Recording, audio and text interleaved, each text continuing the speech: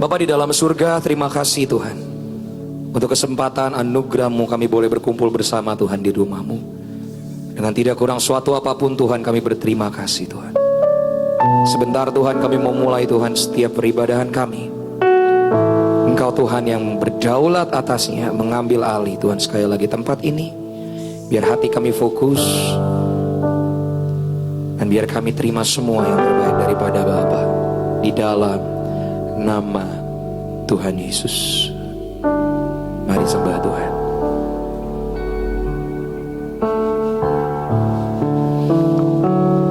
Hidupku menggenapi firman-Mu, tanda mujizat sertai tiap langkahku. Kau bersamaku di dalamku, jadi bukti kebesaran-Mu.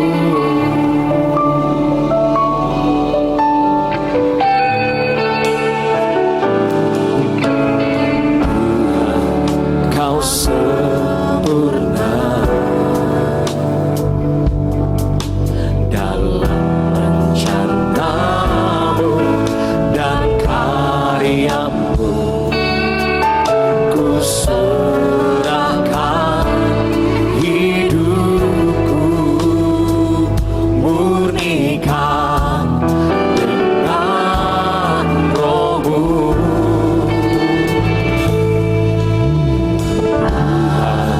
Kau sempurna dalam rencana-Mu dan karya-Mu.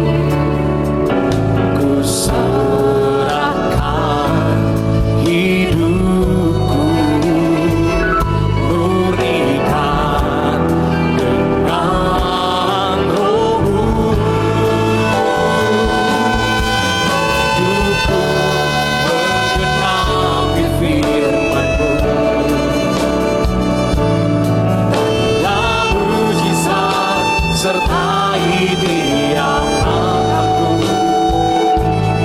Kau bersamaku di dalamku, jadi bukti kebesaran-Mu. Lagi katakan hidupku menggenapi firman-Mu, tanda mujizat sertai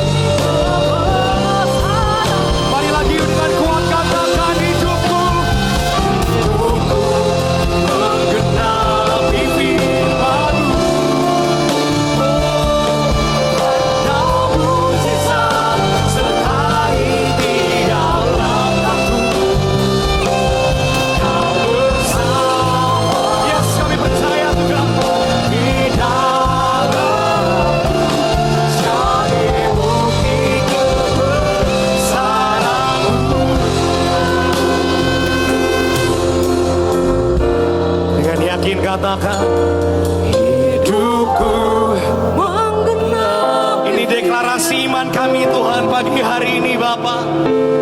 Tanda-Mu sisa sertai tiap langkahku. Dengan yakin katakan kau bersama.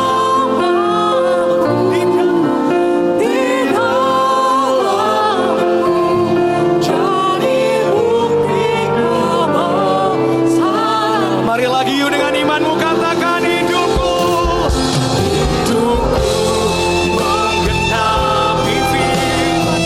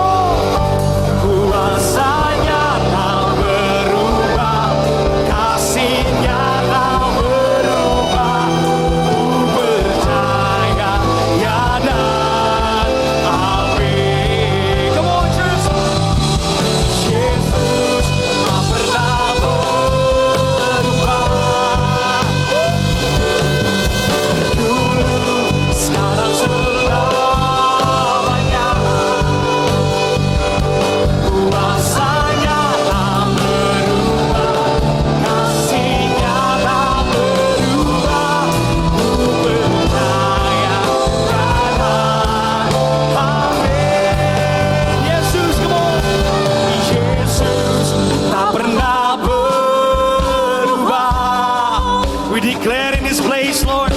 Dulu, sekarang selamanya. Kuasanya tak berubah, kasihnya tak berubah. Ku percaya, ya dan amin. Lagi. Mari katakan, Yesus tak pernah berubah. Dulu, sekarang, selamanya. Kuasanya tak berubah, kasihnya tak berubah. Ku percaya, ya dan amin. Yesus katakan, Yesus tak pernah berubah. Dulu dan selamanya. Kuasanya tak berubah, kasihnya tak berubah. Ku percaya, ya dan amin. Sambil angkat tanganmu, Yesus Tak pernah berubah. dulu. Sekarang selamanya. Sambil pandang Bapamu yang di surga, kuasanya tak berubah, kasihnya tak berubah. Percaya, Hari ini mari satu percaya, katakan satu iman. Yesus tak pernah berubah.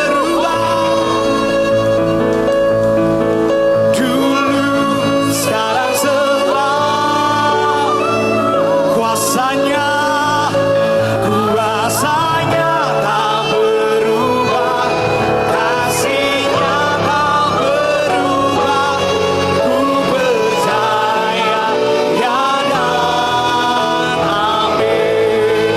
Kuasanya, kuasanya tak berubah, kasihnya tak berubah.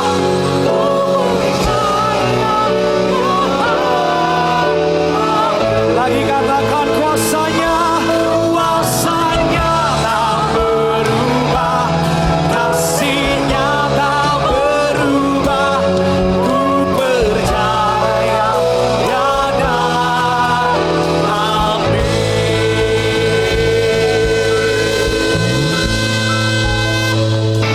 Kalau belum tolong diulang sambil pulang makan siang. Sudah? Oke semuanya. Siap? Kasih tepuk tangan yang meribu Tuhan kita. Kamu.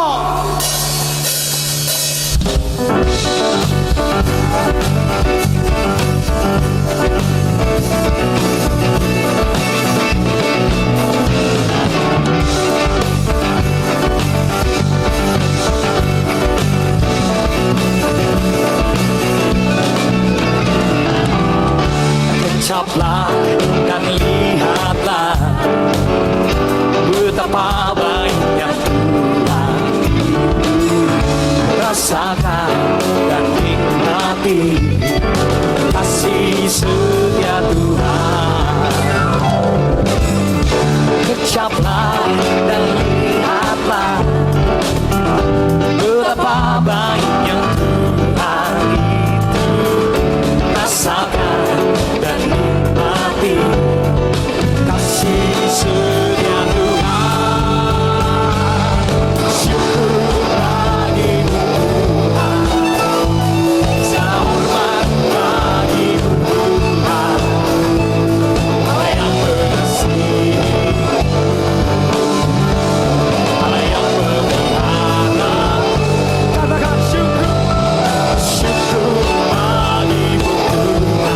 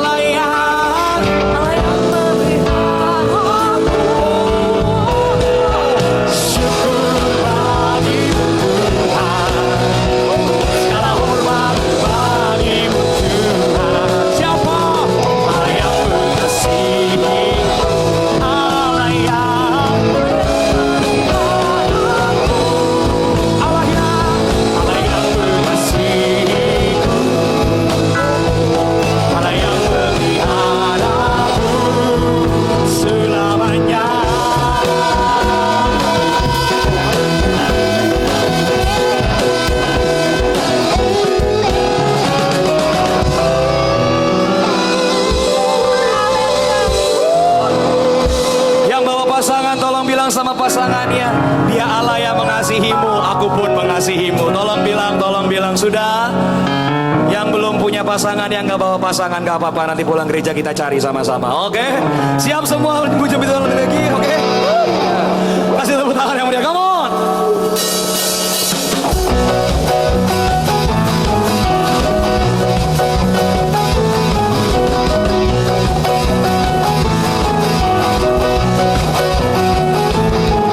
Tuhan Raja Maha Besar, mari datang menyembah Dia. Tuhan Raja Maha Besar, mari datang menyembah Dia. Yang mencipta dunia ini, yang kehadirannya datanglah, mari bersyukur padanya.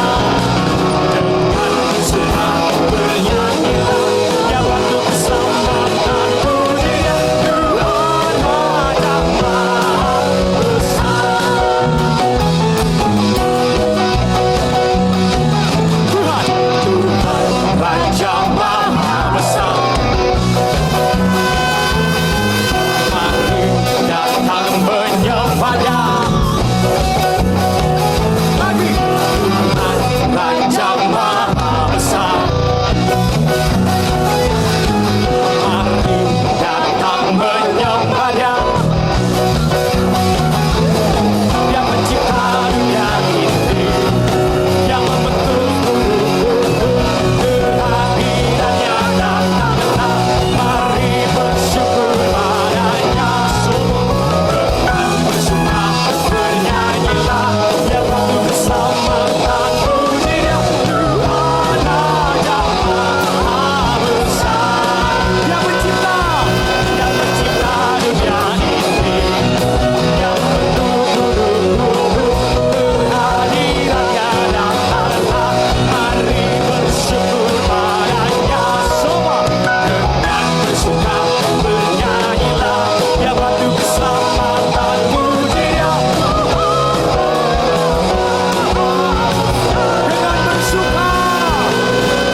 Dengan bersorak bernyanyilah, ya waktu keselamatan Tuhan Raja Maha, Tuhan Raja Maha, Tuhan Raja Maha Besar.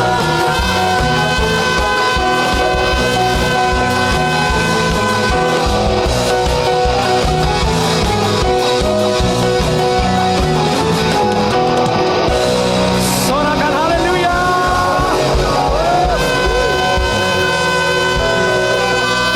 Silakan duduk dalam hadirat Tuhan Bapak Ibu semuanya.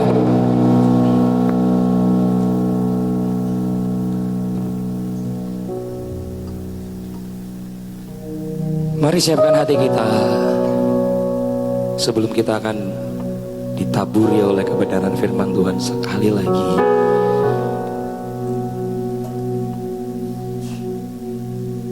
Mari minta anugerah Tuhan.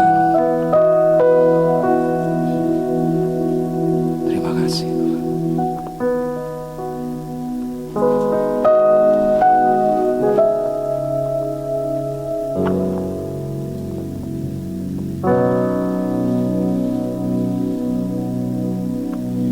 Ku berbahagia,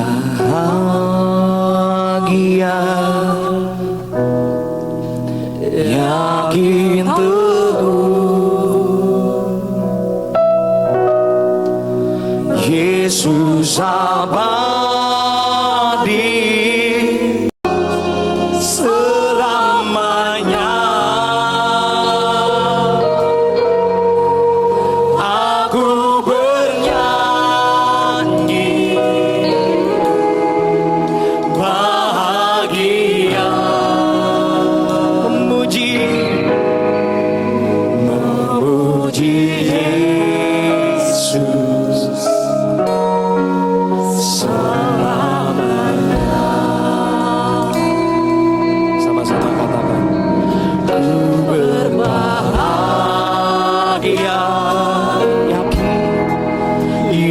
makin terus. Yesus abadi, Yesus abadi, kepunyaanku. Aku warisnya, ku ditebus, ciptaan baru. Roh Kudus, Roh Kudus. Boleh sambil berdiri sama-sama kita katakan, aku bernyanyi, aku bernyanyi, bahagia, memuji, memuji Yesus selamanya. Aku bernyanyi, bahagia, memuji Yesus, memuji Yesus selamanya, selamanya. Katakan, aku bernyanyi, bahagia, kami memuji, memuji Yesus selamanya. Aku bernyanyi, bahagia, memuji Yesus, memuji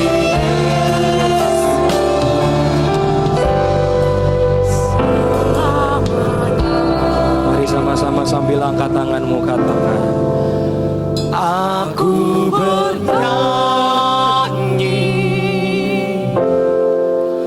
bahagia, memuji Yesus selamanya. Aku bernyanyi, bahagia, memuji Yesus selamanya. Mari boleh dengan jemaat saja katakan sekali lagi, yuk aku bernyanyi. Aku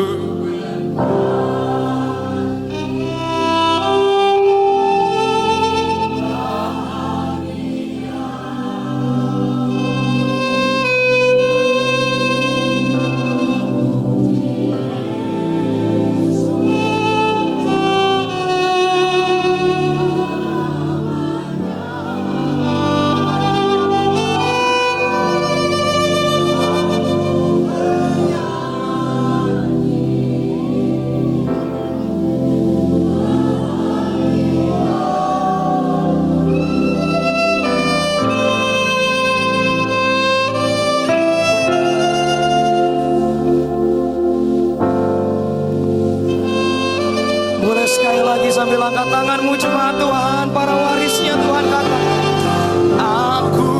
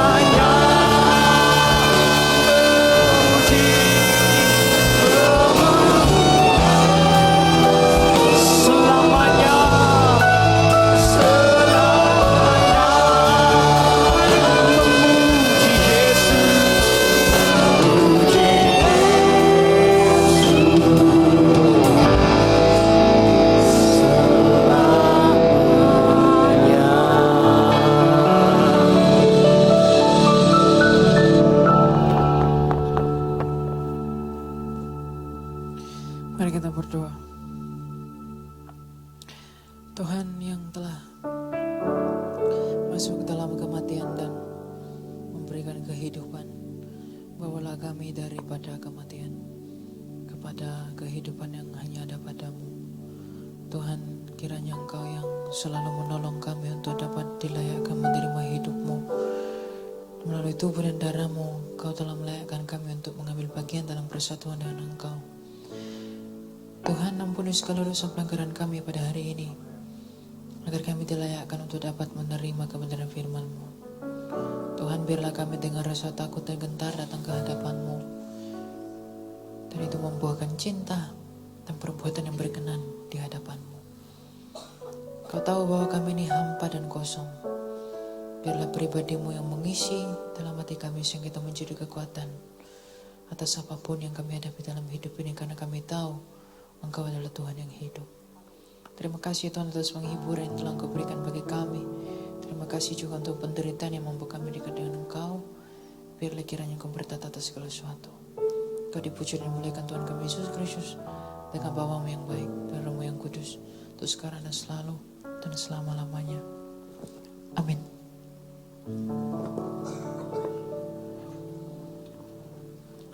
Ya, shalom Bapak Ibu. Ya, hari ini kalau tadi pagi kita bicara garam dan terang dunia, maka hari ini adalah kelanjutannya yang kedua. Masih tentang tema garam dan terang dunia. Kalau tadi pagi kita bicara bahwa mungkinkah orang bisa menjadi garam kalau ia sendiri belum masih sakit? Mungkinkah dia bisa mengasinkan orang lain jikalau ia sendiri tidak diberi rasa? Garam di sana adalah Injil. Mungkinkah kita bisa membagikan Injil kepada orang lain jikalau kita sendiri belum bertemu dengan Injil itu? Nah, hari ini di sesi yang terakhir ini kita akan bahas bagaimanakah orang yang telah diisi oleh Injil itu. Seperti apakah manusia ketika dia melihat Yesus, apakah yang dia pikirkan ketika dia mengingat Allah?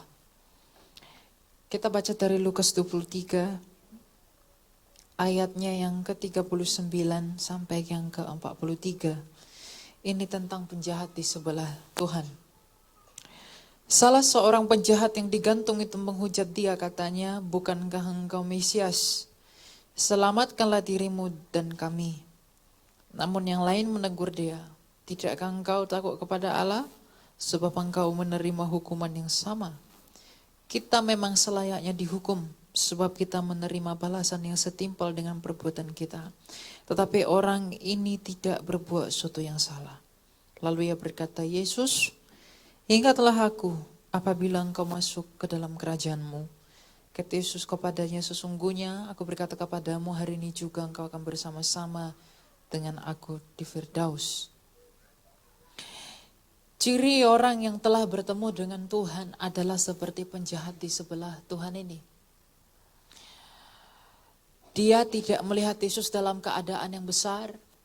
Dia tidak melihat Yesus duduk sebagai raja. Dia tidak melihat Yesus berkelimpahan dalam kemewahan. Dia tidak melihat Yesus dalam iming-iming yang besar. Dia oleh anugerah Allah hanya melihat Yesus sebagai raja yang penuh kasih. Dia melihat Yesus sebagai seorang yang tidak bersalah namun rela menerima hukuman. Maka ketika dia merendahkan dirinya, dia mengatakan kita selayaknya dihukum, tapi orang ini tidak.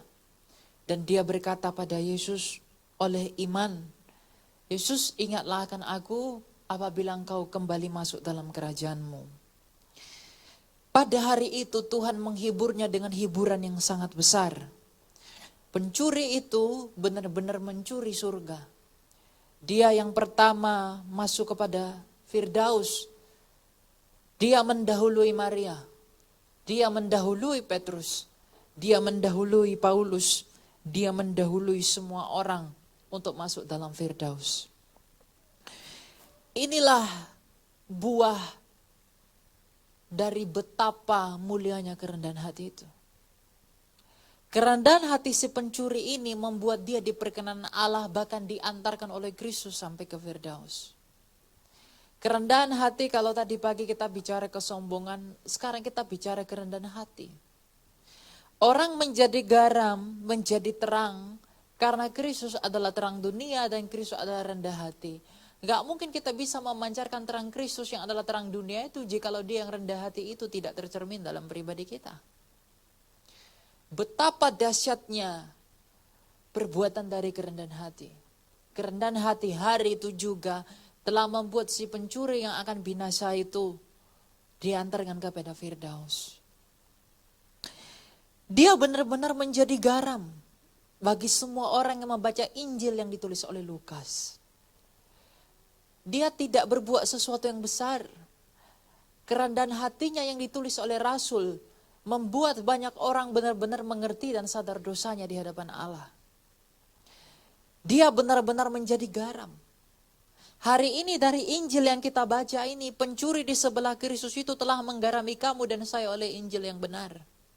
Sebagaimana ia telah dibawa ke Firdaus, maka pengakuan dan apa yang dia lakukan itu pun akan membawa kita ke Firdaus jikalau kita mengikuti apa yang dia lakukan, yaitu kerendahan hati. Tanpa kerendahan hati tak seorang pun bisa melihat Allah. Tanpa kerendahan hati enggak mungkin kita bisa menerima misterinya Allah. Dan tanpa kerendahan hati kita enggak mungkin bisa mengerti bahwa Tuhan bekerja dalam segala sesuatu, bahkan dalam penderitaan dan rasa sakit. Orang yang hanya mengikut Tuhan untuk hal-hal yang enak, orang yang mengikut Tuhan untuk hal-hal yang makmur, itu enggak akan mengerti betapa dalamnya misteri Allah di dalam hal-hal yang enggak bisa diduga oleh manusia. Oleh karena itu Bapak Ibu, bagaimana caranya kita bersatu dengan Tuhan, bagaimana Firdaus diberikan kepada si penjahat itu. Yang terlebih dahulu yang perlu dilakukan dia adalah dia mengakui keberadaan dirinya. Dia mengakui siapa dirinya. Bapak Antoni pernah mengatakan bahwa kita nggak mungkin bisa mengenal Allah jikalau kita nggak mengenal diri kita sendiri. Kita harus berjuang untuk mengenal diri kita sendiri oleh pertolongan dari Roh Kudus. Kalau kamu nggak mengenal dirimu, kamu nggak mungkin bisa mengenal Allah. Apa yang membawa orang sakit datang kepada dokter jikalau bukan dia merasa sakit? Jikalau kita tidak merasa bahwa kita adalah orang berdosa, jikalau kita tidak merasa bahwa kita adalah orang yang tidak selamat, jikalau kita tidak merasa bahwa kita adalah orang yang sakit untuk butuh disembuhkan oleh tabib yang agung itu, maka kita nggak mungkin bisa diselamatkan. Pencuri di sebelah Kristus bisa mendahului Firdaus karena pengakuannya yang berkata, kita memang selayaknya dihukum sebab kita menerima balasan yang setimpal dengan apa yang kita buat.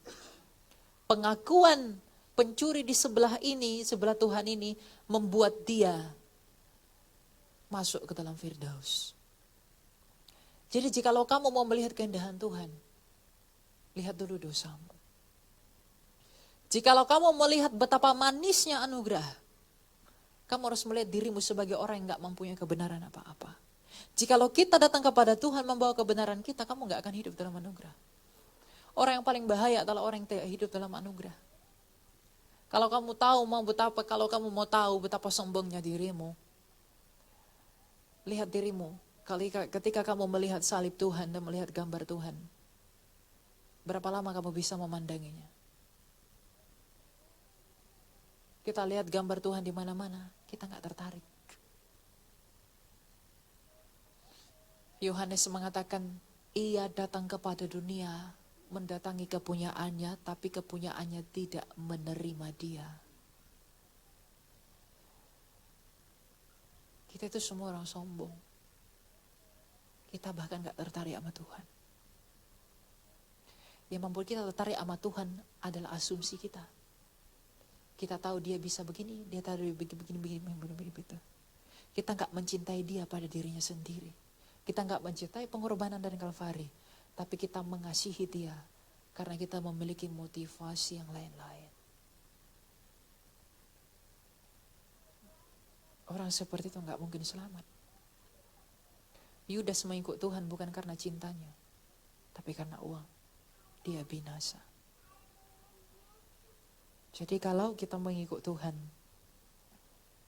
tidak dimulai dari melihat diri sendiri, gak mungkin kita mencicipi Firdaus. Lihat penjahat di sebelah Tuhan ini. Dia tahu diri dulu. Kita layak dihukum. Dia tidak. Ingatlah akan aku. Dia menggarami manusia yang membaca Injil dengan kerendahan hati. Kerendahan hati itu adalah awal dari seluruh kebajikan kehidupan keselamatan. Allah paling membenci kesombongan dan Allah paling menyukai kerendahan hati. Sebab Tuhan kita itu rendah hati. Jadi belajarlah untuk melihat diri.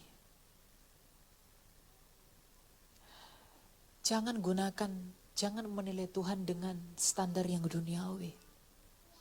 Dari banyaknya uang, dari banyaknya harta, dari semua yang kita miliki, dari besarnya jumlah, dari kuatnya kita, dan betapa berpengaruhnya kita. Orang yang mengukur Kristus dengan alasan-alasan duniawi adalah orang yang sangat bodoh. Dia benar-benar buta. Hari ini banyak pengkhotbah, banyak penginjil, mewartakan Kristus tapi penuh dengan keduniawian. Itu orang bodoh. Dia tahu dunia ini sedang lenyap dengan semua keinginannya. Ngapain kamu mewartakan yang lenyap, mengabaikan yang kehidupan yang abadi? Dan yang paling bodoh adalah kita yang mendengarkan. Kita lebih tertarik kepada yang akan lenyap daripada keabadian. Karena apa? Kita nggak menyukai proses menuju keabadian itu. Kita merasa bahwa dunia ini adalah tempat kita untuk selamanya. Maka kita datang kepada Tuhan dengan mengatakan, aku mau ini, mau itu. Tapi terlalu sulit bagi hati kita untuk rela menyerahkan diri kita kepada kehendak Allah.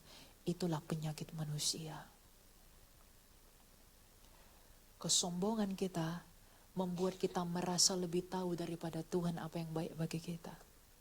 Terlalu gampang bagi mulut, terlalu mudah bagi lisan untuk mengatakan, berikan aku ini, berikan aku ini, berikan aku ini.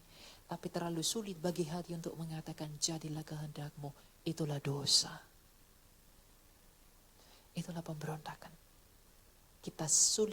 Kita tidak bisa menerima kehendak Allah jadi dalam diri kita. Padahal Kristus telah memberi teladan. Ya Bapa, sekiranya cawan ini berlalu daripada aku, tapi bukan kehendakku, tapi kehendakmu. Jikalau dia yang tidak berdosa telah menyerahkan dirinya kepada kehendak Bapanya, siapa kamu dan saya yang punya sakit, penyakit, dan orang yang tak tertolongkan ini tidak memberi diri kepada kehendak Allah? Jahat sekali kan kita? Jahat gak kita manusia? Jahat. Gak ada gunanya ngomongin Tuhan dari mulut kalau hati masih seperti itu. Kristus yang tak berdosa itu telah rela menerima salib. Dan dia mengatakan, jadilah kehendakmu ya Bapa. Dia yang tidak berdosa tahu apa yang baik bagi dirinya, tapi dia memilih merendahkan dirinya di hadapan Bapanya. Betapa rendah hatinya Tuhan yang mulia itu. Tapi kita yang sakit, yang berdosa, yang gak tahu apa-apa, hati kita gak rela untuk menyatakan jadilah kehendakmu. Itulah kesombongan manusia. Yang begini jadi garam, jadi batu. Gak mungkin kita bisa menggarami orang lain jika kita sendiri masih sakit. Oleh karena itu, perhatikanlah hal-hal yang terpenting. Pikirkanlah perkara-perkara yang abadi. Pikirlah perkara-perkara yang kekal. Anak muda, kamu jangan berpikir bahwa hidupmu adalah di dunia ini. Dalam kemudaanmu sekarang, ketertarikanmu akan hal-hal dunia itu lebih kuat menarikmu. Tapi ketika kamu memelihara iman, ketika kamu memelihara matamu untuk tertuju pada Tuhanmu yang hidup, kamu bisa melewati itu. Melewati itu bukan sesuai seperti apa yang dunia ini mau. Tapi ketika kamu melewatinya dalam hikmat, dalam pertolongan daripada Tuhan, kamu akan melihat bahwa kita itu berbeda dengan orang-orang dunia. Sebab kerajaan Tuhan bukan dari dunia ini. Kristus dalam Yohanes 8 mengatakan, aku bukan dari dunia ini, kamu dari dunia ini, aku dari atas, kamu dari bawah. Jikalau kamu mencintai Tuhan karena dunia ini, kamu salah. Dan jikalau kamu memohon kepada-Nya untuk lebih lama di dunia ini, kamu juga gak menemukan keindahan Dia. Kita gak ngerti betapa indahnya Tuhan itu sebelum kita disembuhkan dari kebutaan kita. Jadi marilah merendahkan diri dengan mengakui dosa kita di hadapan Tuhan. Perbanyak berdiam diri. Jangan kamu main TikTok cepat, hafal gerakan cepat, hafal nomor telepon pacarmu cepet menghafal nomor rekening, hafal untuk terima duit. Tapi kamu nggak mengerti bagaimana Tuhan bekerja dalam hidup. Terlalu banyak dari kita yang kekanak-kanakan. Pokoknya Tuhan, air jadi anggur, ini jadi ini jadi ini jadi ini. Hei, kamu rindu mujizat. Orang bisa terima mujizat tapi dia ditolak dari surga loh. Musa, hamba yang besar itu, karena dia tidak taat, dia tetap pukul batu, air tetap keluar, mujizat tetap terjadi, tapi dia nggak bisa masuk tanah Kanaan. Kamu jangan mengukur iman dari mujizat. Para rasul, para martir kebanyakan itu tidak terima mujizat, tapi disitulah iman mereka dimurnikan. Ketika Allah terasa jauh, ketika tidak ada tanda, tapi mereka tetap beriman, itulah iman yang benar. Kalau kamu beriman hanya karena melihat batu terbelah, apa terbelah, itu bukan iman. Karena iman adalah bukti dari yang gak kelihatan. Kalau udah kelihatan, bukan iman itu.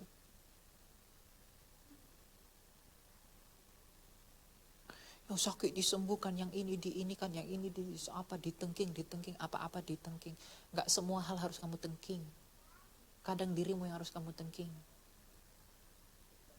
Karena dirimu lah masalah. Diri kita inilah masalah yang sebenarnya. Bukan yang di luar.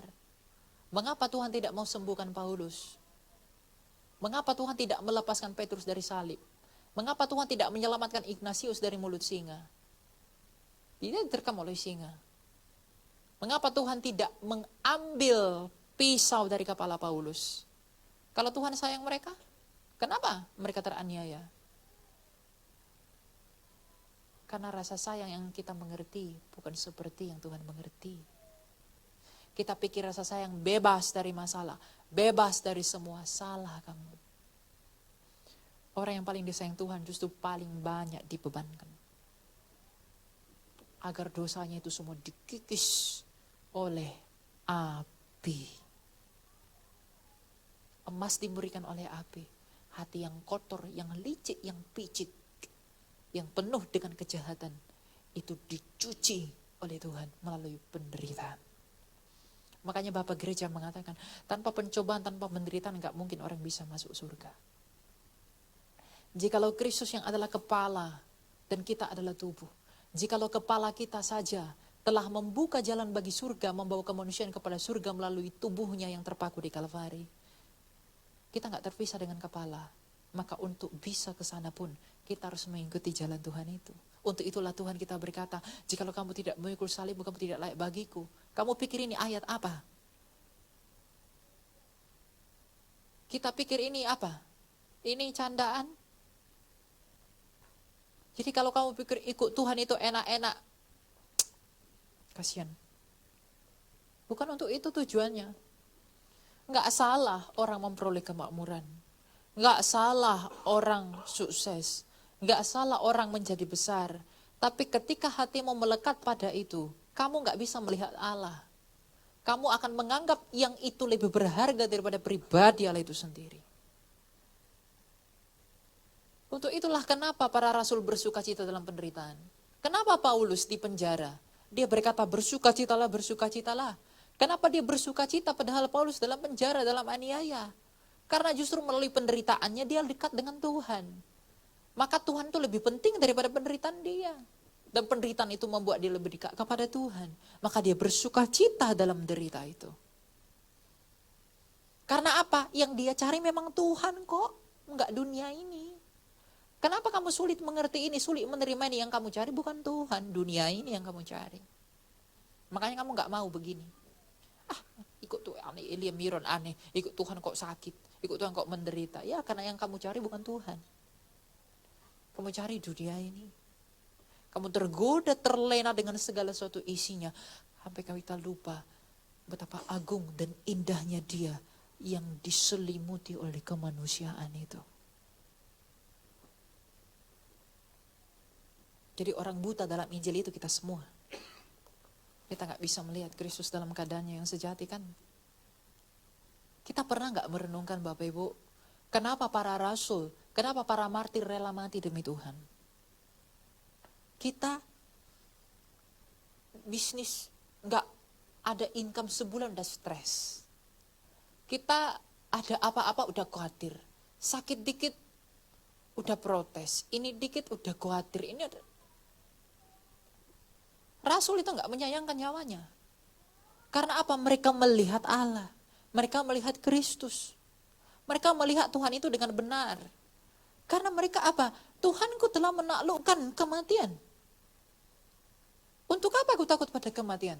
Bukankah yang paling ditakuti semua umat manusia di dunia ini adalah kematian? Bukankah yang paling dicari manusia di dunia adalah hidup? Mau orang Kristen, orang Islam, orang Tionghoa, orang Buddha, orang apapun itu. Bukankah semua orang mencari hidupnya?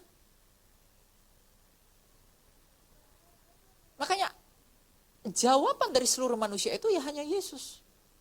Kenapa hanya Yesus? Hanya Dia yang hidup dan semua manusia mencari hidup. Siapa orang paling kaya yang bisa mempertahankan hidupnya sampai hari ini?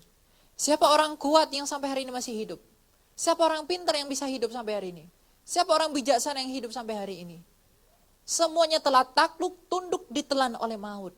Hanya Dia yang bahkan maut nggak bisa menelan Dia. Yesus Kristus yang bangkit dari mati itu. Jadi jawaban dari seluruh hidup manusia itu hanya Yesus. Inilah yang dilihat para rasul. Mau aku mengalami masalah, musibah, teraniaya, menderita, bahkan aku mati demi Tuhanku. Aku tahu sebab Dia hidup, nggak sulit bagi Dia untuk membawa aku dalam hidupnya. Tapi kita sulit mengerti karena apa? Di dalam diri kita terlalu banyak kepentingan pribadi. Kita nggak mengatakan let be your will. Let it done. Kita nggak mengatakan jadilah kehendakmu. Kita banyak kepentingan dalam diri. Kita yang sakit berusaha ngobatin diri, repot. Kita yang sakit merasa tahu. Kita yang sakit mendiagnosa diri sendiri, salah. Makanya yang perlu kita lakukan di hadapan Tuhan adalah seperti si pencuri ini yang telah menggarami kita dengan kerendahan hati, dengan berkata,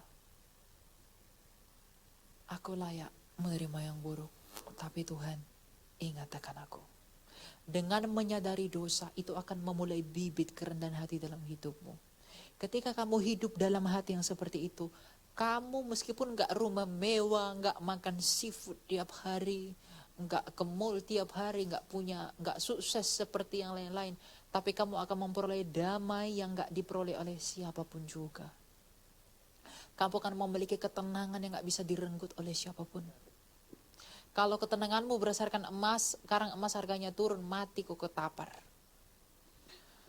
Kalau ketenanganmu berdasarkan harga properti turun, kamu stres. Kalau ketenanganmu berdasarkan betapa cantiknya wajahmu, betapa moleknya badanmu, kamu sakit jadi kurus, kamu stres. Apa yang abadi di dunia ini? Tidak ada. Kita dilahirkan dari ibu, tidak membawa apa-apa. Bahkan namamu pun diberikan. Jadi jangan hidup seolah-olah kamu memiliki apa-apa. Relakan segala sesuatu di hadapan Tuhan, agar kita nggak terikat atas apapun. Itulah keselamatan. Keselamatan adalah ketika kita tidak terikat atas apapun, tapi terikat, terobsesi hanya kepada Dia yang menyatukan manusia dengan ilahi. Yesus Kristus itu. Itulah iman yang dimiliki para rasul. Maka si Paulus dibawa ke sana, ditendang ke sana. Oke, nggak apa-apa Tuhan, nggak apa-apa. Mungkin kalau hari ini Paulus ada, kita bilang dia orang bodoh kan? Karena hari ini kekristenan sudah jauh dari mata air.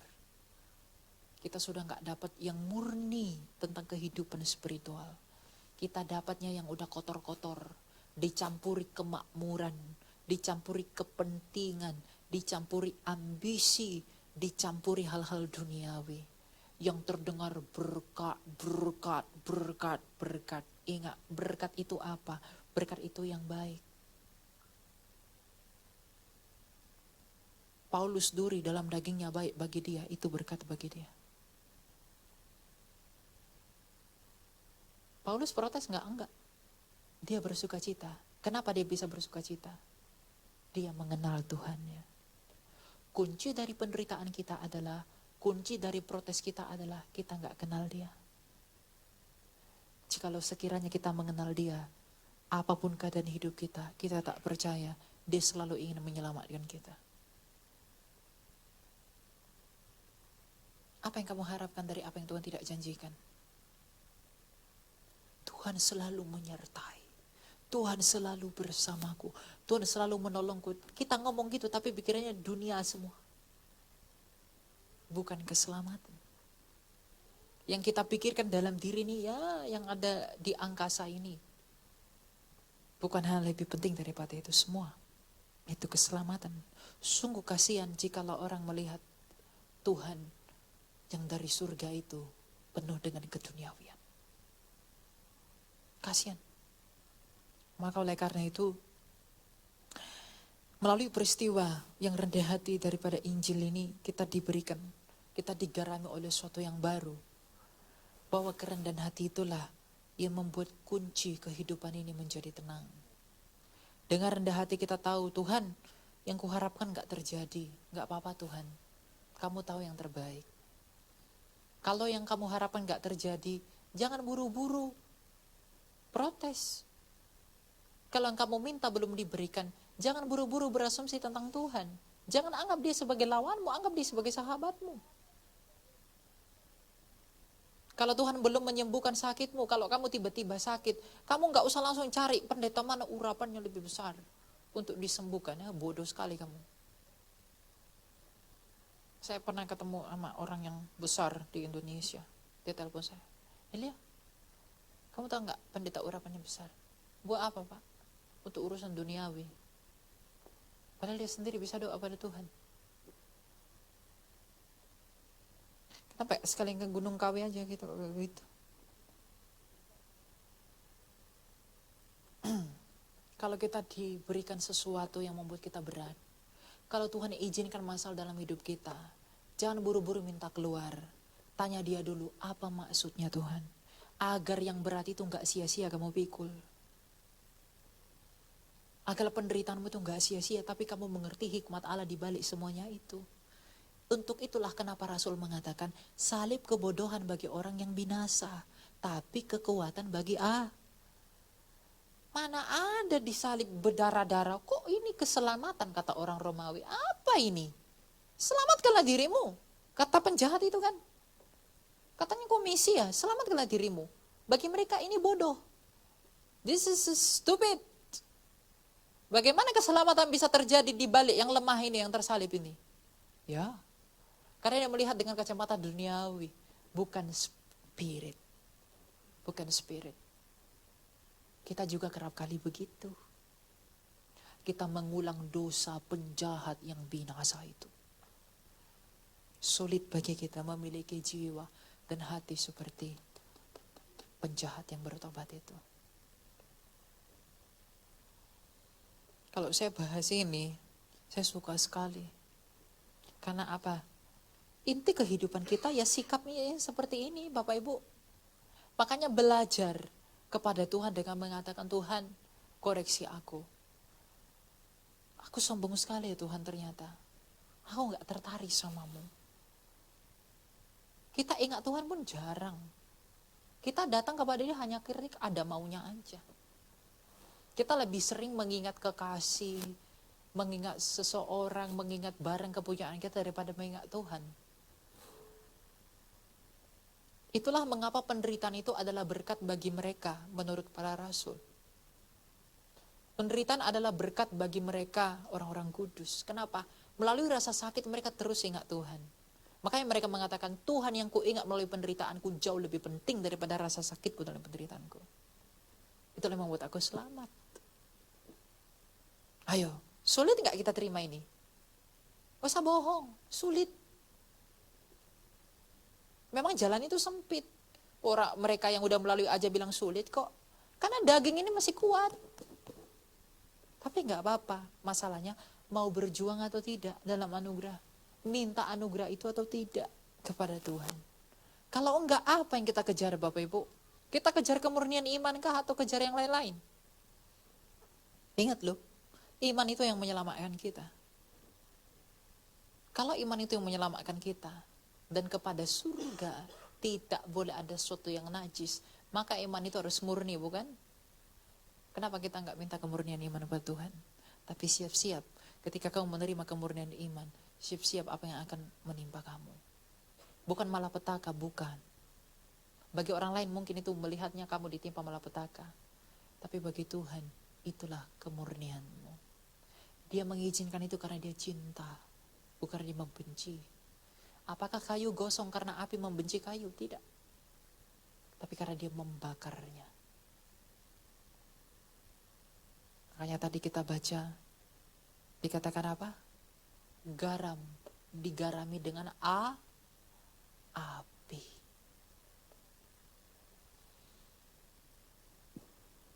Jadi ikut Yesus itu memang sakit, nggak enak. Oh kita sakit, kamu mau berobat ke dokter, kamu disuntik sakit nggak? Kita bersyukur kepada dokter, diberi obat-obatan pahit, ditusuk sana, ditusuk sini untuk kesembuhan kita. Tapi kita nggak bersyukur kepada Tuhan atas hidup yang tampak keras untuk memurnikan jiwa. Itu yang membuat kita sakit, tetap sakit, nggak sembuh-sembuh. Keselamatan itu bukan hanya sekali disalib.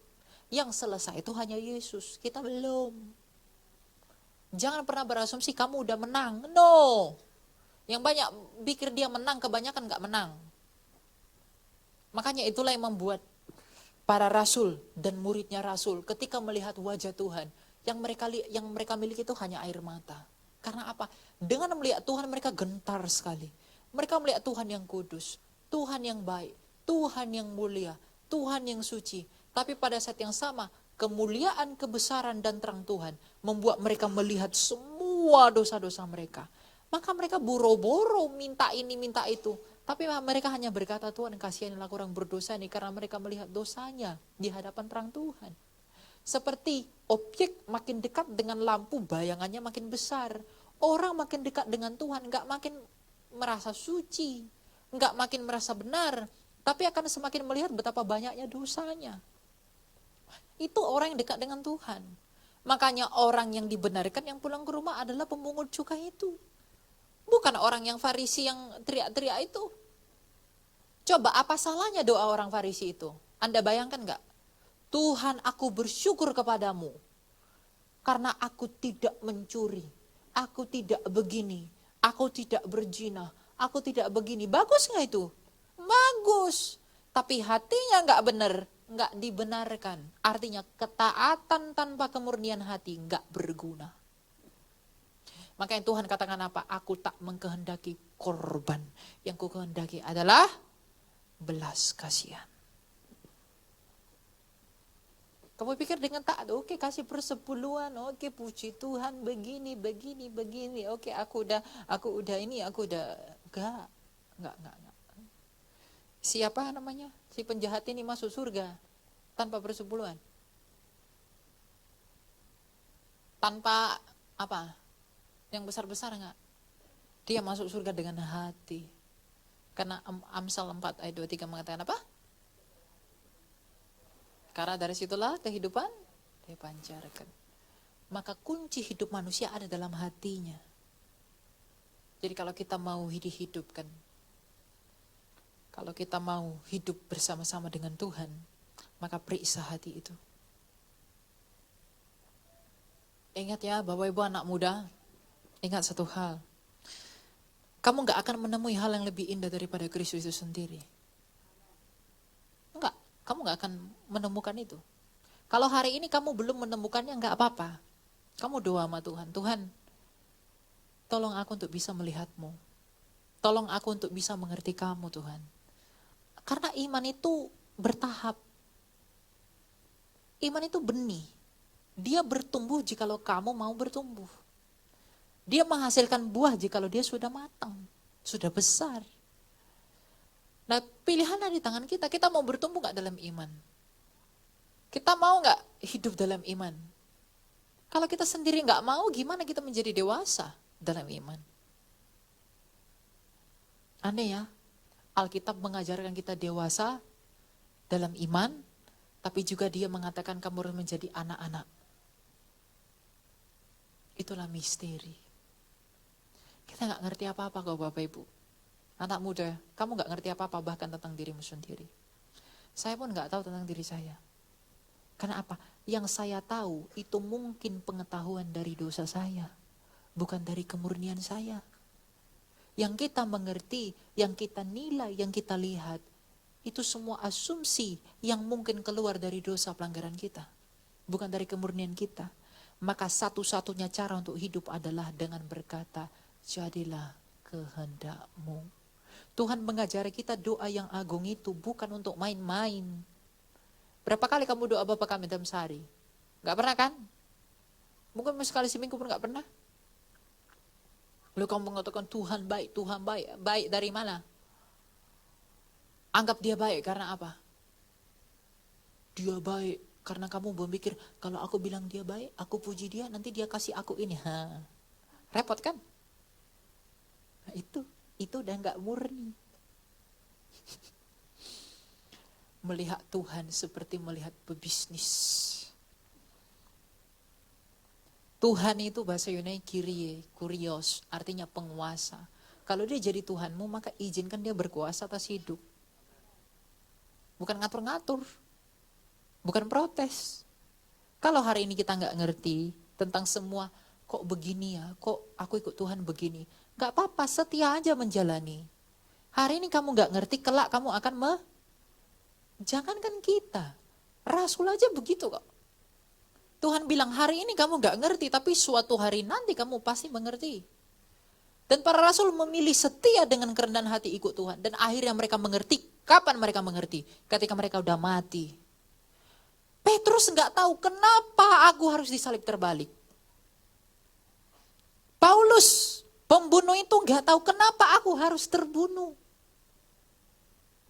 Mereka gak ngerti sebenarnya, terlalu dalam. Bartolomeus, Andreas, Yohanes, kenapa aku harus digoreng di minyak panas ini? Demi Yesus. Kenapa? Tapi mereka memilih untuk rendah hati. Gak apa-apa. Dan ketika mereka mati, mereka baru plong melihat, oh ini alasannya. Keselamatan, penyatuan dengan Dia. Yang Tuhan mau dari kita itu apa sih? Bersatu dengan Dia. Itu yang Tuhan mau. Maka Tuhan berkata, inilah tubuhku dan inilah darahku, barang siapa yang makan tubuhku dan minum darahku, aku di dalam dia dan kamu dalam aku. Ada gak Tuhan di dunia yang lain seperti itu? Tidak ada. Kamu temui Tuhan seperti itu di dunia di mana? Tuhan-Tuhan di dunia ini tawarkan kamu kaya, kamu besar, kamu surga, kasih bidadari, kasih wanita, kasih perempuan, kasih laki-laki. Kasih ini, itu. Tidak ada penderitaan katanya. Itu yang ditawarkan Tuhan-Tuhan lain di dunia. Yesus kerinduannya apa? Aku mau di dalam kamu, kamu di dalam aku. Pernah gak kita merenungkan itu? Betapa rindunya Dia yang mulia, agar kita yang hina bersatu dengan Dia. Kamu gak dijanjiin surga loh. Kamu dikatakan aku mau dalam kamu, kamu dalam aku. Itu kata Tuhan. Ini kasih yang gak kamu temui dimanapun. Tapi kita gak pernah merenungkan ini kan. Itulah kesombongan kita. Itu penyakit kita. Kita anggap firman Tuhan ini semua seperti teleprompter yang berjalan. Gak ada artinya. Padahal jika kita mendalami Dia, kita akan menemukan, betapa indahnya Dia yang rendah hati itu. Yang Dia mau hanya apa? Aku gak minta uangmu, aku gak minta hartamu kok, kata Tuhan. Maria dan Marta, Tuhan gak suka si Marta itu sibuk-sibuk di dapur. Padahal niatnya baik kan? Dia mau kamu jadi Maria, dengarkan. Karena aku mau bersama-sama dengan kamu. Untuk itulah mengapa Dia naik ke surga membawa kemanusiaan. Membawa tubuhnya. Agar manusia yang memiliki tubuh ini dilayakkan di sana. Karena kerinduan Dia itu. Dia rindu sekali kita bersatu dengan Dia. Itu gak bisa terbayangkan. Itu gak bisa diimajinasikan. Hanya iman yang bisa melihat itu. Oleh karena itu, apa yang kita cintai dari Tuhan? Renungkan itu. Ikutlah dia dengan benar. Jangan ikut dia menurut keinginan-keinginan dan kemauanmu. No. Ikutlah gembala menurut suara gembala. Jangan paksa gembalamu mengikuti jalan-jalanmu. Nanti kamu tersesat. Hanya Tuhan mengatakan, barang siapa domba-dombaku yang mengenal suaraku, kenali dia dengan benar. Kalau kita mengenali dia dengan benar, kita akan memperoleh damai yang gak bisa direbut oleh apapun. Itu bukan omong kosong Bapak Ibu. Itu dibuktikan para rasul. Para rasul gak mendapat apa-apa ikut Yesus. Rumah Paulus terjual. Istri Petrus pergi. Bukan meninggalkan dia, tapi tidak bersama-sama dengan dia. Ketika dia mati di Roma. Semua mereka kocar kacir.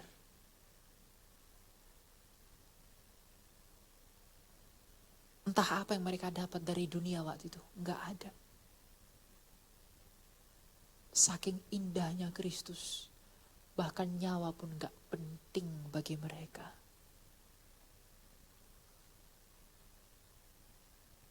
Saya enggak minta Anda untuk bunuh diri ya. Enggak. Tapi minimal kenali dia dengan benar. Agar seluruh peristiwa hidupmu kamu terima dengan rela. Bahwa semuanya ini untuk menyelamatkan aku. Yang membuat kita tidak selamat adalah keinginan-keinginan kita yang duniawi-duniawi ini. Kita ingin ini, padahal keinginan itu lahir dari dosa. Tuhan tahu itu enggak baik, enggak dia berikan. Tapi karena dosa kita besar, keinginan kita besar, kita ngotot, kepahitan sama Tuhan enggak jadi ke gereja. Di Eropa banyak ninggalin Tuhan karena begitu. Dia buat Tuhan menurut pikirannya, nggak terjadi seperti menurut pikirannya, nggak mau lagi ke gereja. Maka di Eropa gereja semua pada kosong. Nggak ada isi. Karena apa? Dia mendefinisikan Tuhan menurut dirinya, bukan menurut gembala itu. Itulah kesombongan. Sulit kita untuk melihat itu. Orang yang penuh permintaan hanya datang kepada cuma minta. Itu juga orang sombong. Kamu merasa tahu yang baik bagi kamu, tapi kamu gak pernah mengatakan jadilah kehendakmu. Dan meminta itu kepada Tuhan. Si pencuri ini telah mengajari kita. Aku tahu diri. Ingat ya, saya katakan. Tuhan gak pernah punya kewajiban untuk menolong. Semua rasa sakit dan penderitaan kita itu karena ulahnya kita dan ulah manusia. Tuhan tidak pernah wajib menolong. Tapi kalau Tuhan sampai menolong kamu untuk bisa bertahan dalam penderitaan itu, tidak mencabutnya tapi bisa bertahan, bukankah itu anugerah? Buru-buru diambil deh. Kamu dibuat kita diizinkan bertahan aja. Bukankah itu anugerah? Melalui kesempatan yang sama, iman dimurnikan. Bagi orang-orang yang benar-benar mencari Allah, inilah berkat sejati. Tapi kita belum sampai di level itu. Hari ini kita mungkin, anak-anak muda secara khusus saya tahu kamu mungkin merasa ini aneh. Ini gak pernah kamu dengar atau mungkin kok begini sih gitu. Gak apa-apa. Tapi coba rendahkan dirimu. Pulang dari tempat ini masuk dalam kamarmu dan katakan, Tuhan, aku gak mengerti. Aku belum mengerti. Kamu doa begitu tiap hari kepada Tuhan. Tuhan itu senang kepada orang yang suka bertanya sama dia.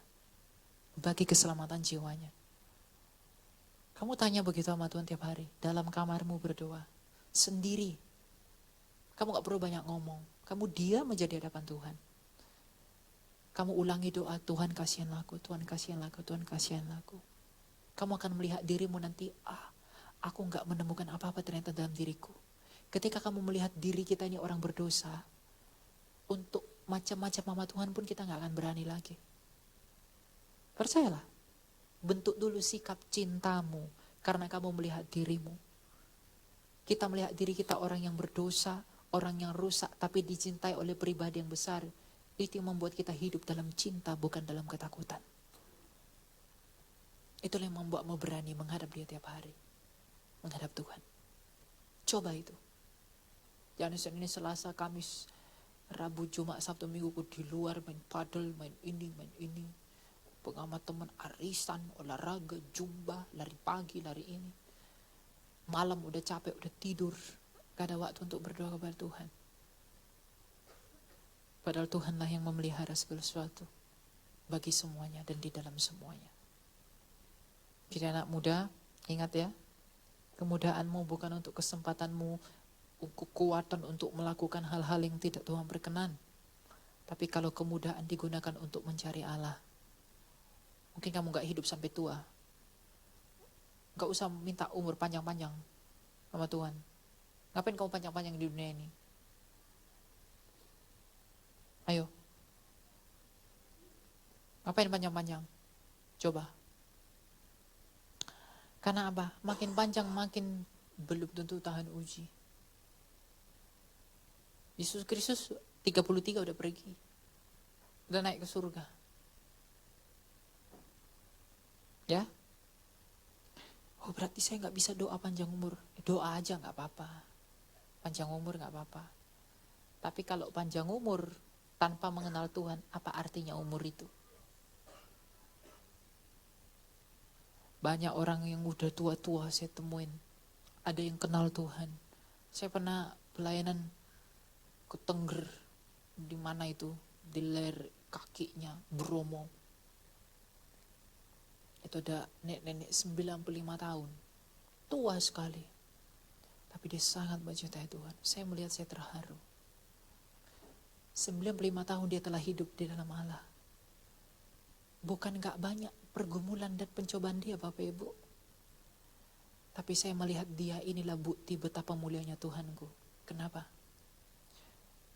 Dia 95 tahun hidup dengan banyak masalah, tapi masih tetap percaya kepada Tuhan. Kalau itu bukan anugerah, itu apa? Banyak yang gak tahan loh. 50 tahun, kepahitan nama Tuhan, pergi. Tinggalin Tuhan. Umur yang panjang itu gak ada artinya tanpa pengenalan dengan Allah.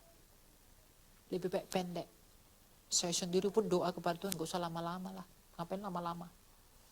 Makin berdosa. Nah orang yang tahu diri, orang yang melihat dirinya, melihat kemampuannya, itu gak akan minta apa-apa lagi kepada Tuhan. Meskipun kita harus meminta kepada Tuhan. Tuhan akan minta, mintalah apa saja kepadaku, dan kamu telah menerimanya kan? Itu. Tapi tujuan kamu bawa untuk duniawi ya? Bukan. Bukan itu maksudnya. Itu keselamatan. Sebagai penutup saya mau ingatkan Bapak Ibu, bahwa Agustinus pernah mengatakan begini. Kalau Bapa yang baik itu telah memberikan anaknya bagi dunia yang abadi itu, bagi keselamatan manusia, maka kalau kekayaan, kalau kekuatan, kalau nama yang besar, kalau popularitas itu baik bagi keselamatanmu, maka tanpa kamu minta Tuhan akan berikan itu kok. Kalau anaknya yang paling berharga, yang kekal itu diberikan kepada kita untuk menyelamatkan kita, apalagi yang akan lenyap yang di dunia ini. Dia bisa berikan itu dengan gampang untuk menyelamatkan kita kalau itu baik bagi keselamatan kita. Tapi pertanyaannya, kenapa Tuhan belum berikan? Berarti belum baik untuk keselamatan kita. Maka fokuslah menjadi wadah menerima kemuliaan. Bukan untuk menafsirkan sesuatu menurut keinginan-keinginan kita. Fokuslah menjadi wadah memperbaiki diri, menerima berkat-berkat daripada Tuhan. Berkat-berkat yang baik bagi keselamatan. Layakkan diri untuk itu. Jadi, berarti kalau ikut Yesus hidupnya di gua-gua, di gorong-gorong. Bukan. Ya. Kita bisa hidup dengan layak, bisa. Tapi ingat, jangan melekat dengan apapun. Kalau semua itu baik bagi keselamatanmu, Tuhan pasti berikan apa yang kamu minta. Tapi kalau Tuhan belum berikan, ingat, makanya ini yang harus Anda pegang. Agar apa? Agar kamu gak berusaha oleh kemampuanmu sendiri. Kamu jangan berambisi atas apapun. Kamu gak usah ngotot untuk punya ini, punya itu. Gak perlu. Kalau itu baik bagimu, Tuhan akan tumpahkan itu sebagaimana dia menumpahkan air bah. Gampang bagi Tuhan. Jikalau Tuhan melihat bahwa hatimu telah rendah hati, Dan banyak orang yang perlu dibantu daripada kamu. Kamu bisa dibawa kaya luar biasa. Agar kamu yang rendah hati itu bisa menjadi saluran berkat bagi orang lain. Gampang. Tapi kalau hatimu melekat pada uang, melekat pada ini, melekat pada itu, melekat pada apa-apa, Tuhan nggak akan berikan itu. Demi kasihnya kepadamu menyelamatkan kita. Bukan karena dia pelit. Anaknya diberikan aja, anaknya yang satu-satunya di pangkuannya diberikan bagi dunia ini. Apa? Allah pelit? Yang abadi telah diberikan bagi dunia, apalagi yang fana ini. Gampang bagi Allah memberikan itu. Untuk itulah Bapak Syenoda pernah mengatakan, dunia ini terlalu miskin untuk membuat aku bahagia. Mana ada kebahagiaan dari uang? Orang bilang, aku nggak bisa hidup tanpa uang, nggak bahagia. Kok uang bisa membeli kebahagiaan? Itu orang on yang ngomong begitu. Kebahagiaan bisa beli uang. Ketika kamu punya uang banyak, mulutmu nggak bisa rasakan makanan enak, kamu bahagia atau tidak? Sesimpel itu kan. Ketika kamu punya segala sesuatu, tapi anak-anakmu pergi meninggalkanmu, apa artinya yang kamu miliki itu? Apa artinya yang kamu bangun itu? Makanya gak ada kebahagiaan selain di dalam dia itu gak ada. Makanya jangan hidup seolah-olah dunia ini adalah tujuan. Anak-anak muda, ingat, semuanya akan berlalu.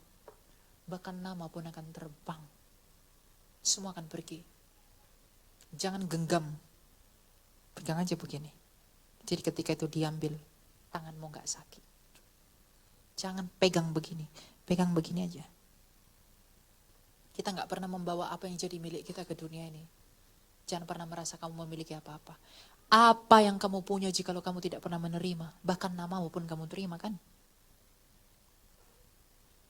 Ya, itulah yang dimiliki penjahat di sebelah Tuhan. Dengan mengakui bahwa dia gak layak, dia gak pantas. Dia melihat dirinya sebagai orang berdosa. Tapi dia yakin akan kasih Tuhan. Dia mengatakan, Yesus, ingatlah akan aku. Maka kita harus mengulangi doa dia ini setiap hari. Dalam doa kita katakan, Tuhan, ingatlah akan aku. Itu kata-kata yang sangat manis. Itu kata-kata yang paling manis bagi saya. Dalam seluruh perjalanan iman saya. Saya selalu ulangi itu. Yesus, ingatlah akan aku.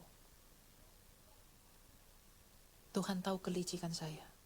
Tuhan tahu ketidakmurnian saya. Tuhan tahu dosa saya. Tuhan tahu masa lalu. Tuhan tahu yang jahat.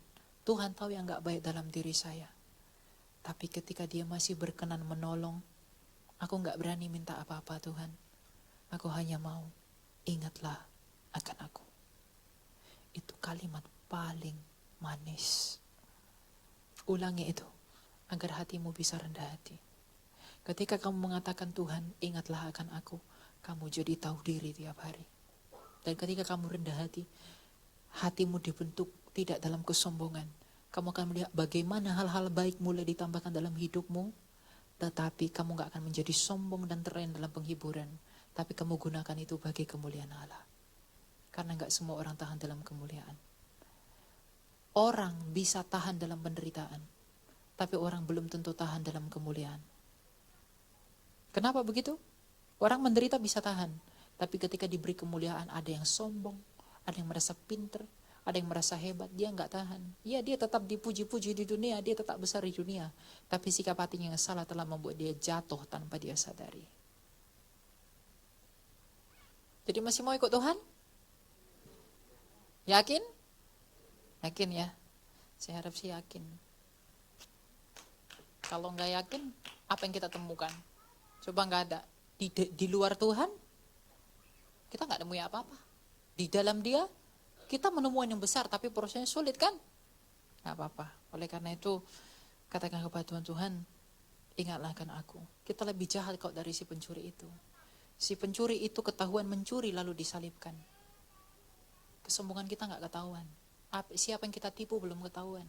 Siapa yang kita jahati belum ketahuan. Siapa yang kita bohongi belum ketahuan. Kita lebih layak dihukum daripada penjahat di sebelah Tuhan itu.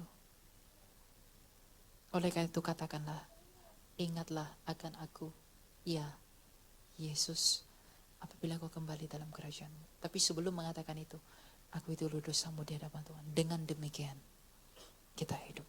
Kemuliaan bagi Allah selamanya. Mari kita berdoa.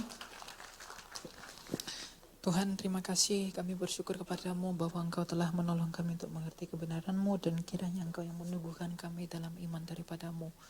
Tuhan, jikalau kami tidak mengerti segala sesuatu, biarlah kiranya Engkau yang memberikan kami pengertian agar kami hidup bagimu dan hidup bersama dengan Engkau. Hiburkanlah kami dengan pribadimu dan tolonglah kami selalu dalam hal-hal yang sukar yang kami hadapi. Segala sesuatu yang Kau izinkan adalah baik bagi kami. Tetapi dosa-dosa kami membuat kami gak mengerti keputusan-Mu. Engkau tidak pernah salah memutuskan apapun dalam hidup kami. Tapi dosa-dosa dalam diri kami membuat kami salah memahami-Mu. Tuhan, kejahatan kami dan kesombongan kami begitu besar. Kami bahkan tidak tertarik padamu. Kami tidak rela menerima kehendak-Mu. Tapi itulah kami Tuhan. Permaklumkanlah kami orang-orang yang sakit ini. Engkau sebagai tabib yang baik, sembuhkanlah kami. Engkau masih begitu baik. Engkau masih mengizinkan kami hidup pada hari ini. Padahal Engkau tahu bahwa hari-hari ini kami akan menyangkali-Mu. Engkau masih memberikan kami hidup, sedangkan Engkau tahu kami akan mengkhianati-Mu dengan dosa-dosa kami. Adakah yang bisa kami katakan untuk melukiskan kebaikan-Mu? Tidak ada ya Tuhan. Karena Engkau memang begitu mengasihi kami. Tapi kami adalah orang yang tidak tahu diri. Kami adalah orang-orang yang penuh dengan intrik. Oleh karena itu, mohon kepadamu, bermaklumkanlah sakit kami dan berkenanlah untuk menyembuhkan kami. Berkenanlah untuk mengiring-iring kami dalam hidup Engkau. Bawalah kami dalam kesetiaan kepadamu agar kami melihat-Mu Tuhan. Kami hari ini belum mampu melihat-Mu karena ada banyak dosa dalam hati kami. Kami gak bisa memahami betapa agungnya salib-Mu, betapa indahnya Engkau dan betapa bersinarnya Engkau. Karena mata kami ditutupi oleh dosa. Oleh karena itu Tuhan, oleh Roh-Mu hidupkanlah kami dan hidupkanlah kami bagi-Mu agar kami dapat bertobat, melakukan hal-hal yang benar bagi-Mu. Tuhan, apapun itu kami dengan rela menerima keputusan-Mu karena keputusan-Mu pasti untuk menyelamatkan kami. Walaupun kami gak mengerti apa yang sedang bergeser, walaupun kami gak mengerti apa yang sedang terjadi, tapi biarlah kami, izinkanlah kami agar kami berani tetap datang kepadamu. Gak ada sandaran kami selain Engkau, Tuhan yang telah hidup dari mati. Kami telah melihat hari demi hari begitu banyak orang mengalami kematian, dan kami hanya akan menunggu giliran kami. Kepada siapakah kami akan bersandar? Apakah kami bersandar pada yang ada di dunia ini, sedangkan kami melihat dunia ini semua sedang lenyap? Tolong kami untuk bersandar padamu, untuk berani berpegangan pada tanganmu, dan untuk tetap bersama-sama dengan Engkau. Tuhan, Engkau yang menolong gerejamu ini, para hamba-Mu dan para pelayan-Mu tempat ini. Segala sesuatu yang baik, domba-domba yang Kau berkenankan gembalakan di tempat ini, Kau memelihara mereka. Apapun pergumulan mereka, apapun masalah hidup mereka, Bapak Ibu orang tua kami, saudara-saudara kami yang muda, Engkau tahu masing-masing hidup mereka. Tuhan, hadirlah dan kunjungilah mereka. Perlihatkanlah diri-Mu dalam hati mereka, agar mereka tetap bersuka cita ketika mengingat Engkau. Mereka tetap kuat ketika mereka menyadari ada Engkau. Agar kami terlatih untuk hanya berharap padamu saja. Pada akhirnya Tuhan, kami hanya akan berseru, kami pantas menerima yang buruk. Tetapi oleh kasih-Mu kami percaya semua yang Kau izinkan untuk kebaikan kami. Ingatlah kan kami apabila Kau kembali masuk dalam kerajaan-Mu, sebab Engkau mengkehendaki keselamatan kami semua.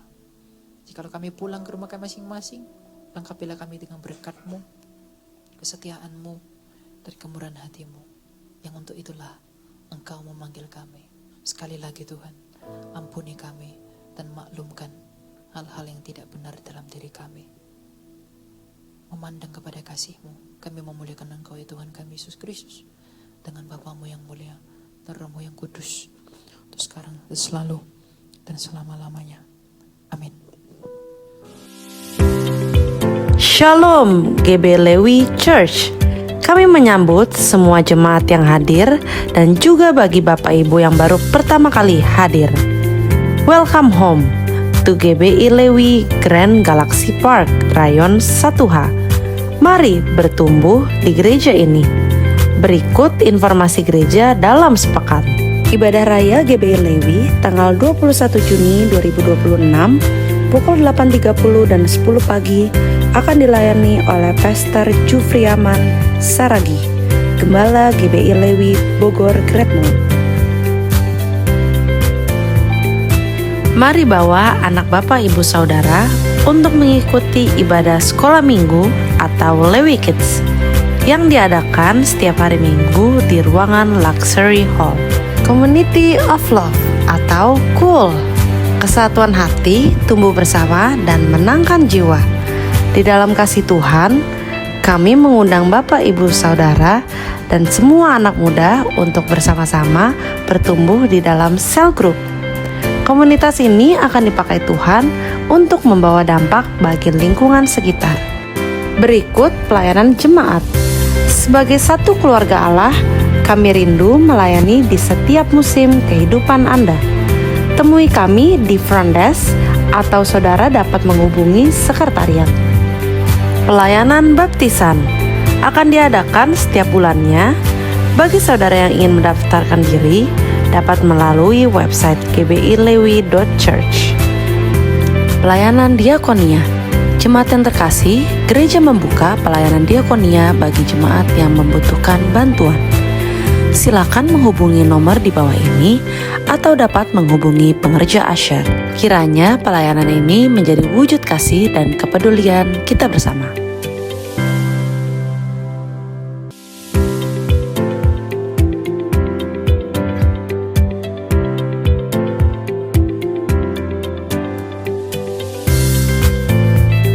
Demikian info gereja dalam sepekan.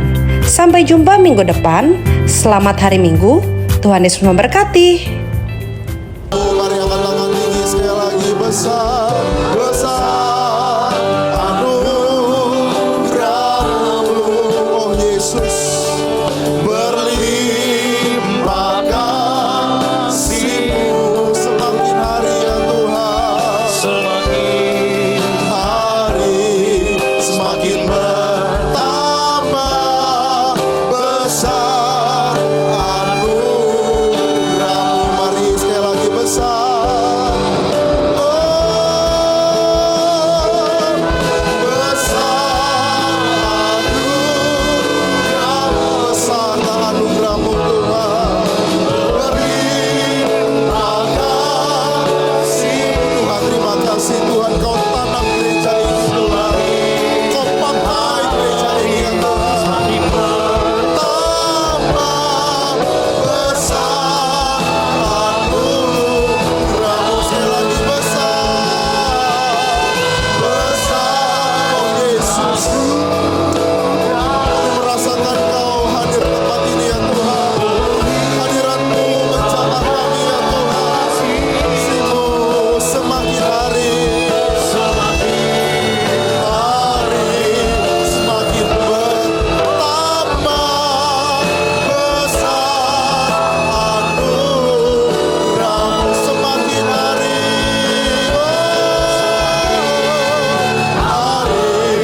semakin bertambah besar anugerah-Mu semakin hari ya Tuhan. Semakin hari semakin bertambah besar, besar anugerah-Mu. Kita berikan tepuk tangan yang meriah buat Tuhan kita, Tuhan Yesus. Mari angkat tangan tinggi, terima berkat kasih karya berlimpah-limpah daripada Allah Bapa di dalam yang tunggal Tuhan Yesus Kristus, serta persekutuan yang manis Roh Kudus menyertai kita mulai hari ini sampai Maranatha. Tuhan Yesus menjemput kita di awan permai dan bahkan kekal sampai selama-lamanya. Dan yang diberkati Tuhan sama-sama katakan amin. Tuhan Yesus memberkati kita semuanya. Nyanyi dan bersorak